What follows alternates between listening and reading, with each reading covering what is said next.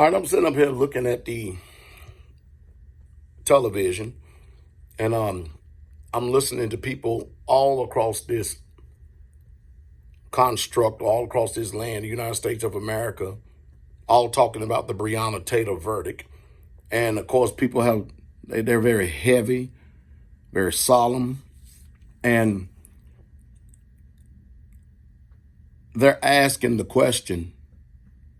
The NBA players, the NFL players, the people who are financially affluent in this world that have a lot of money and a lot of clout. While they're yet professional basketball players, professional football players, the question is being asked, what do we do? One lady, a talking head, a pundit, and they put up there says, well, what we've got to do is we've got to change this at the polls. We got to vote. No, you don't. Voting ain't going to solve a damn thing. The way that you answer stuff like this is you stay ready. You arm yourselves and you protect yourselves by any means necessary from all enemies, foreign and domestic.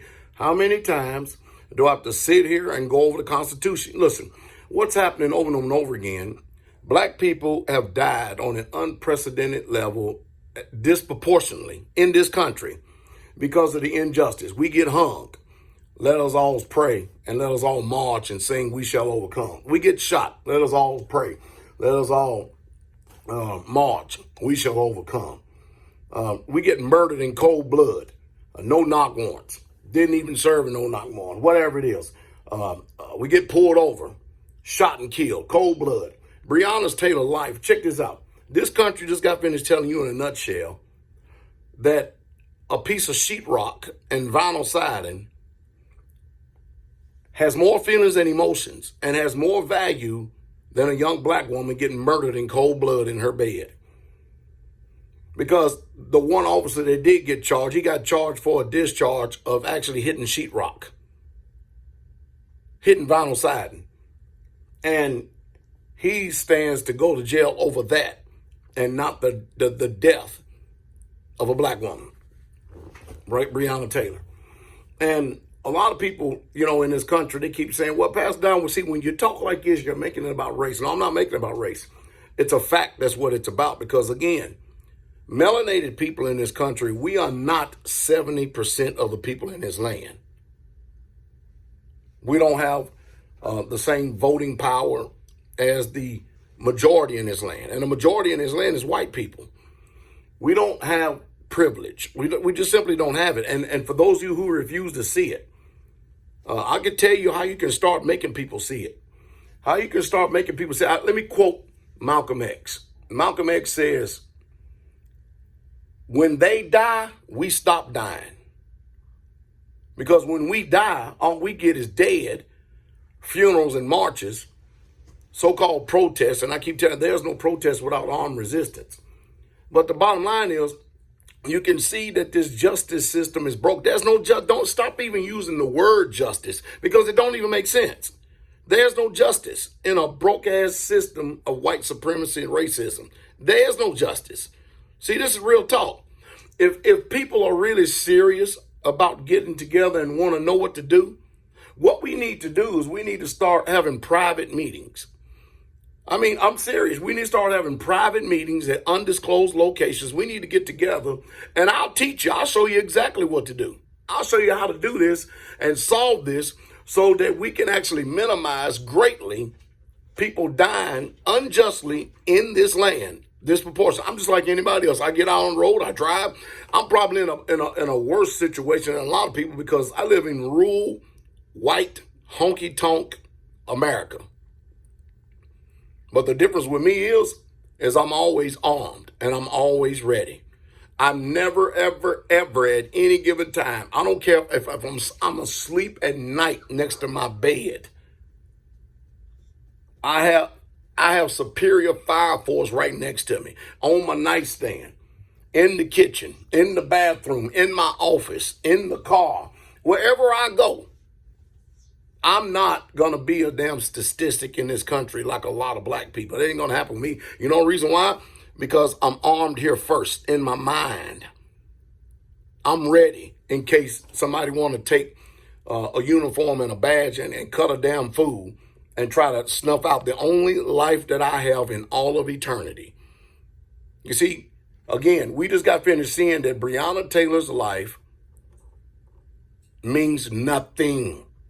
Oh, they gave her family $12 million. Oh, yeah. But listen, but what about sending these bastards to life in prison, or let them be executed in the same fashion and same manner? We talking about Bible now, that they actually killed her. That's justice. We see people, look, what's that guy, this 17-year-old guy? He shot 2 protesters that allegedly were so-called attacking him. I didn't see the whole entire video. I keep hearing people repeat it over and over again. And he walked right by in front of the police officers. Dalen Roof went into a dadgum church down in South Carolina and killed 9 black parishioners, members of this church right here. And they took him to Burger King or McDonald's to get something to eat before they took him to jail. And people don't see nothing wrong with that. See, again, y'all got to stop with this foolishness and this nonsense. You got to stop. What did Malcolm X said? You do too much damn singing, it's time to start swinging. Because you're not going to get no respect by having your emotions and feelings hurt. Power only respects power. Look at the history of things. Let me quote Jesus, all right? In Matthew 10. Think not that I come to send peace on earth. I came not to send peace, but a sword. That's Jesus Christ, the Savior of the world. That's what he said. So you get it out of your damn mind that he come to send peace. You people trying to look for peaceful protest. Peace this, peace that, peace this, peace. Oh, Pastor Dowd, you're stoking and flaming the damn fires. Wait a minute. The fire's already been stoking. The flame has been burning pretty damn hot. And all this pacifism to where they have literally removed the testosterone and the fight out of people is appalling to me. I know I'm a 10-year United States Army paratrooper. And all America had to do was say, there's your enemy over there. You know, that raghead over there in that sandbox over there and stuff. You need to go kill him, or you need to go down here to this third world country right here because we got problems in this land and we doing this because we're protecting the borders of America and justice. Now, mind you, these people ain't never called me no names. These people ain't never done me nothing wrong. But you mean to tell me soldier after soldier after soldier is willing just because of orders to go across this pond in another land 5,000 miles away and be willing to be shot and died just to have a damn stars and stripe and American flag draped over you when the rich mock you when you die? They say another fool went out there and died so I could be filthy rich and live out my days 80, 90 years old. And they give your mom and daddy a damn American flag and $150,000 for life insurance because you died in battle. And if you got a spouse, well, she'll be able to get half of your retirement for the rest of the days of your life along with $150,000. How in the hell, how long is a damn $150,000 going to last you? Worthless fiat currency. You see, it's talk like this. No.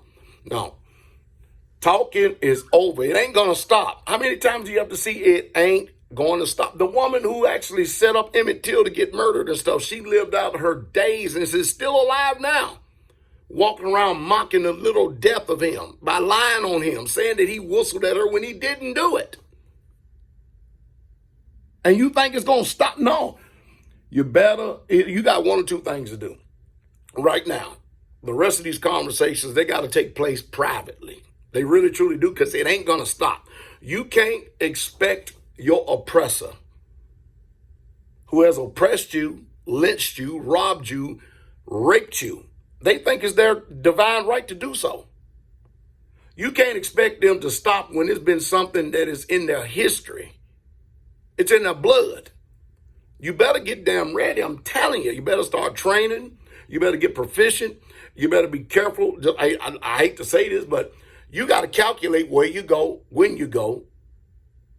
And it's a damn shame to say you got to be careful.